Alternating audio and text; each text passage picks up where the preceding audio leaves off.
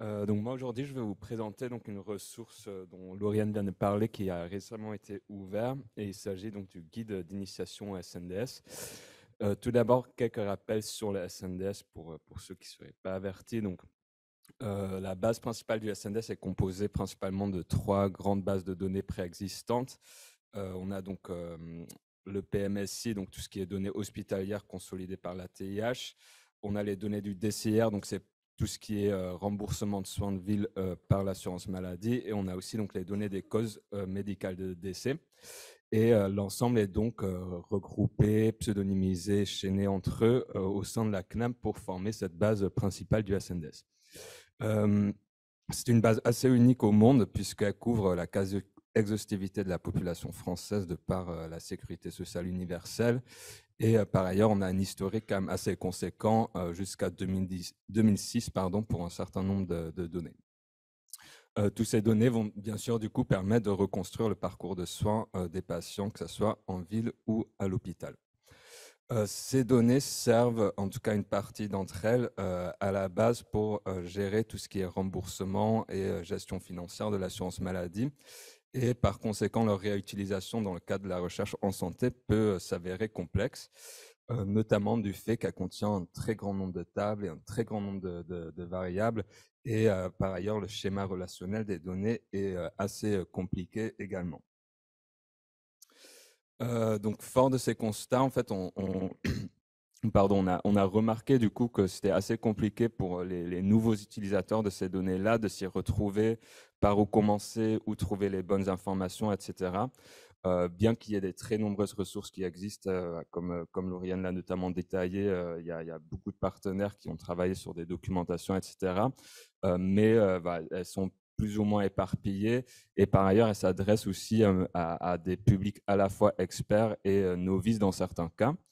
Et donc, l'objectif de ce nouveau guide était d'amener le lecteur donc au-delà de cette barrière qui peut être assez compliquée d'entrer à l'utilisation du SNDS, couvrir donc les principaux concepts de fonctionnement des données, de donner les clés de lecture aussi pour comprendre les requêtes de base sur ces données-là, et enfin aussi donc de pointer, d'ouvrir vers toutes les autres ressources qui existent autour de ces données.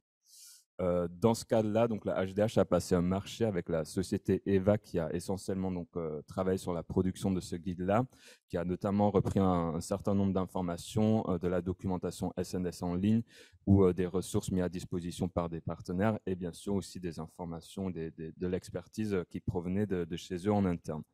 Et ce guide-là vient donc tout juste d'être publié sur la documentation en ligne et je vous montrerai ensuite comment la retrouver. Ce guide est donc construit autour de trois axes, une présentation un peu générale à la fois du système de santé, des sources de données, des avantages et limites des données et aussi donc du référentiel qui encadre le SNDS. Le schéma relationnel est également donc abordé avec donc tout ce qui est règles de nommage, les variables qu'on peut trouver. Il y a un focus aussi sur la gestion des bénéficiaires ou encore sur les règles d'utilisation de certaines variables ou de tables. Enfin, il y a une dernière partie qui est assez intéressante aussi, qui permet un peu de rentrer dans l'activité de réaliser une étude à partir de ces données et qui aborde notamment donc, tout ce qui est données de synthèse ou écoles sur lesquelles on peut s'entraîner avant d'accéder aux données, comment bien choisir son périmètre de données pour sa recherche, comment sélectionner les bénéficiaires et bien sûr aussi quelques requêtes types, notamment pour faire des extractions de prestations de ville spécifiques, de certains séjours, etc. Il y a aussi donc un certain nombre d'annexes complémentaires qui sont très intéressantes autour de différents outils, notamment sur les pièges aussi dans les SNDS ou les filtres des requêtes principales. Le périmètre du guide maintenant, donc il couvre pas bien sûr tous les SNDS de long en large. Il y a plutôt donc un focus qui a été fait sur l'étude des parcours de soins. Donc le guide est moins axé sur tout ce qui est études médico-économiques notamment, même si c'est un peu abordé. Il a été fait le choix donc de travailler sur une temporalité de données à partir de 2015, puisqu'on sait qu'à partir de cette date-là, les données sont plutôt stables et ce choix-là a été fait. Et le guide a pris le parti pris donc d'aborder à la fois donc une vision extraction, donc accès au SNDS sur projet, mais aussi donc une vision accès permanent, c'est-à-dire pour tous les institutions qui accèdent au SNDS dans sa globalité. Le guide ne couvre donc pas tout ce qui est aussi conditions et procédures d'accès au SNDS. On a aussi fait le choix de ne pas aborder tout ce qui est environnement de travail, que ce soit le portail CNAM ou la plateforme du HDH. On n'aborde pas la programmation en SAS ou encore les statistiques descriptives qui pourraient être réalisées à la suite de ces extractions, par exemple de prestations ou de séjours. Donc juste un petit rappel donc que ce guide-là il repose donc sur un certain nombre de ressources préexistantes, notamment les formations qui sont dispensées par la Caisse nationale d'assurance maladie autour du SNDS, bien sûr tout ce qu'on peut trouver aussi sur la documentation SNDS en ligne, le guide SNDS qu'il faut savoir produit par Santé publique France. Donc comme je l'ai évoqué aussi, une grande partie d'expertise et de ressources internes à la société EVA donc qui a travaillé sur ce guide-là. Alors, je crois qu'il y avait une dernière slide, mais alors juste peut-être pour vous dire, on peut trouver cette documentation sur la documentation en ligne SNDS dans la section Se former, dans laquelle vous aurez une sous-section guide d'initiation SNDS, dans laquelle toutes ces informations seront présentes.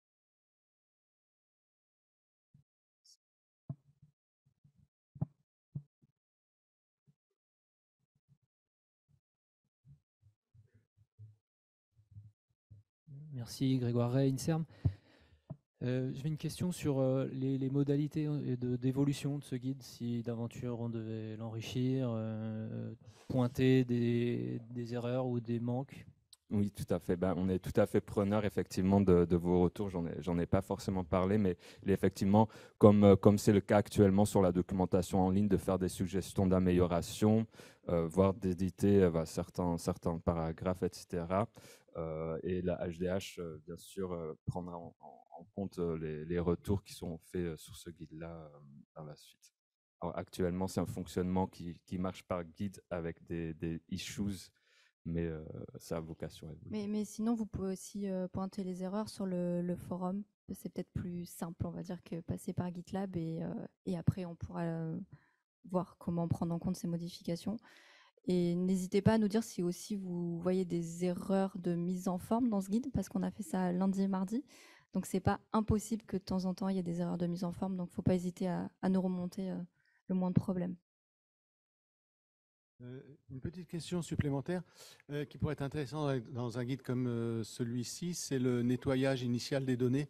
Quand on reçoit toutes les tables, on le fait tous d'une façon ou d'une autre. Je ne suis pas sûr que ce soit très homogène et ce serait intéressant de réunir plusieurs équipes qui font ce type de travail pour essayer d'homogénéiser ou trouver quelque chose de plus commun. Oui, tout à fait, c'est une bonne idée. Il y a effectivement, dans ce guide-là, c'est aborder tous les filtres, etc., qu'on peut appliquer, mais comme vous l'évoquez, c'est pas forcément appliqué, ou en tout cas, il n'y a pas de process standard pour tout un chacun. Donc, effectivement, c'est une très bonne idée de converger vers des filtres appliqués par tous.